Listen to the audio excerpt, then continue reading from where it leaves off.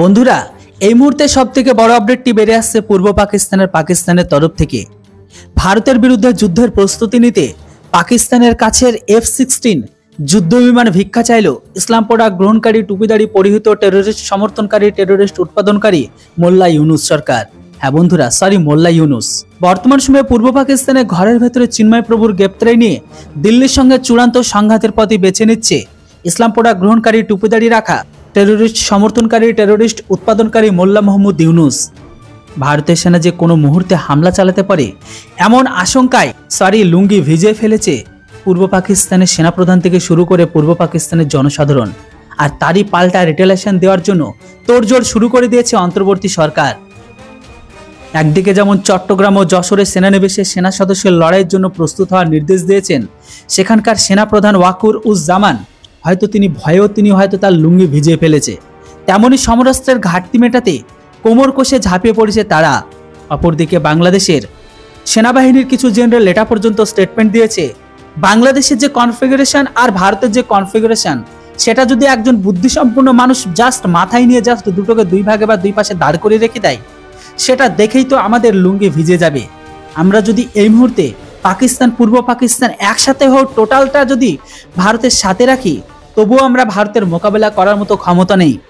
ভারত সরাসরি ফিল্ডে না নেমে ভারতের ওইখান থেকে এক বাটনে যদি কয়েকটা মিসাইল, শর্ট রেঞ্জের মিসাইল ফেলে দেয়, সেই মিসাইলকে কাউন্টার পর্যন্ত করতে পারবো না। ভারতের সাথে লড়া তো দূরের কথা।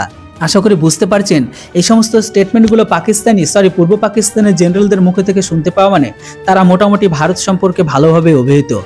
যেটাই হোক, গত মঙ্গলবার অর্থাৎ 3 ডিসেম্বর রাতেই পূর্ব পাকিস্তানে নিযুক্ত পাকিস্তানের রাষ্ট্রদূত সৈয়দ আহমেদ মারুফের সঙ্গে তড়িঘড়ি বৈঠকে বসেছিল পূর্ব পাকিস্তানি সেনাবাহিনীর শীর্ষ কর্তারা। আর সেই বৈঠকেই পূর্ব পাকিস্তানের কাছে থেকে তড়িঝড়ি ভিক্ষা চাইছে F-16 যুদ্ধবিমান ধার দেওয়ার অনুরোধ করছে তারা, যেন তেন প্রকারে ভারতকে কাউন্টার করার জন্য। আর ভারতের অত্যাধুনিক Su-30 MKI কে কাউন্টার করার জন্য এই যুদ্ধবিমান চাইছে। পাকিস্তানের রাষ্ট্রদূত আশ্বস্ত করেছে বিষয়টি রাওয়ালপিন্ডিতে, অর্থাৎ পাকিস্তানের সেনা সদর দপ্তরে।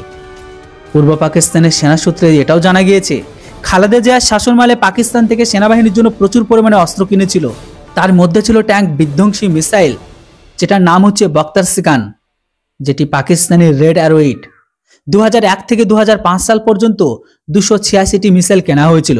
এছাড়া তুরস্ক থেকে বর্তমান সময়ে দূরপাল্লার, যেটা রেঞ্জ 70 কিলোমিটার থেকে 120 কিলোমিটার দূরত্ব অতিক্রম করতে পারে, যেটার নাম হচ্ছে TRG-300 টাইগারকেও কিনেছে। TRG-300 নামাঙ্কিত 36টি মাল্টিপল ব্যারেল রকেট লঞ্চার সিস্টেমকে কিনেছে তারা। বাংলাদেশ বিমান বাহিনীর অস্ত্র ভান্ডারে মজুত রয়েছে Mi-171, A-6, MiG-29 আর F-7 যুদ্ধবিমান, যেগুলো সবগুলোই পুরনো আমলের। যেটা হোক, তবে ভারতের রাফাল যুদ্ধবিমানের জবাব দেওয়া তো দূরের কথা, ভারতের হাতে থাকা Su-30 MKI কে কাউন্টার করার মতো ক্ষমতা নেই পূর্ব পাকিস্তানের ঘরের হাতে। এই কথাগুলো আমার নয়, পূর্ব পাকিস্তানের জেনারেলদের। তাই পাকিস্তানের দখলে থাকা অত্যাধুনিক F-16 যুদ্ধবিমান পেতে মোড়া হয়ে উঠে পড়ে লেগেছে পূর্ব পাকিস্তানের সেনাবাহিনী।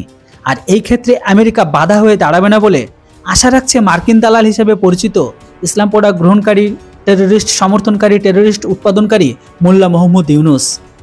এইদিকে আবার চিন্ময় প্রভুকে নিয়ে ঢাকা দিল্লির মধ্যে দূরত্ব বাড়তে ঘোলা জলে মাছ ধরতে আসরে নেমে পড়ছে পাকিস্তান। মঙ্গলবার রাতেই কট্টর ভারত বিরোধী হিসেবে পরিচিত বিএনপি নেত্রী তথা প্রাক্তন প্রধানমন্ত্রী খালেদা জিয়ার কাছে ছুটে গিয়েছিল পাকিস্তানের রাষ্ট্রদূত। যদিও বিএনপির তরফে আনুষ্ঠানিকভাবে জানানো হয়েছে প্রাক্তন প্রধানমন্ত্রীর শারীরিক অবস্থার খোঁজ নিতে হাজির হয়েছিল পাকদূত। তবে সূত্রের খবর অনুসারে ভারত বিরোধিতা পূর্ব পাকিস্তানে যেভাবে তুঙ্গে পৌঁছেছে, তা কিভাবে কাজে লাগানো যায় আর বিরোধিতা জিয়ে রাখা যায়, তা নিয়ে আলোচনা হয়েছে দুজনের। পূর্ব পাকিস্তানের পাশে পাকিস্তান পুরোপুরি রয়েছে বলে জানিয়েছে সৈয়দ আহমেদ মারুফ। খালেদার পরে পূর্ব পাকিস্তানের সেনা 2 শীর্ষ আধিকারিকের সঙ্গে বৈঠক করেন তিনি। বন্ধুরা, এবার আপনারা বলুন, এই মুহূর্তে আমার জানা মতে পাকিস্তান কখনো F-16 তাদের হাতে দেবে না।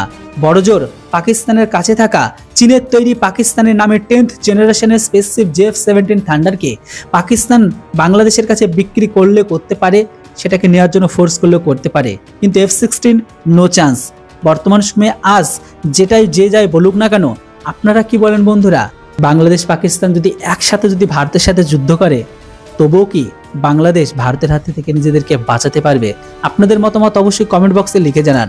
Thanks for watching. জয় হিন্দ, বন্দে মাতরম।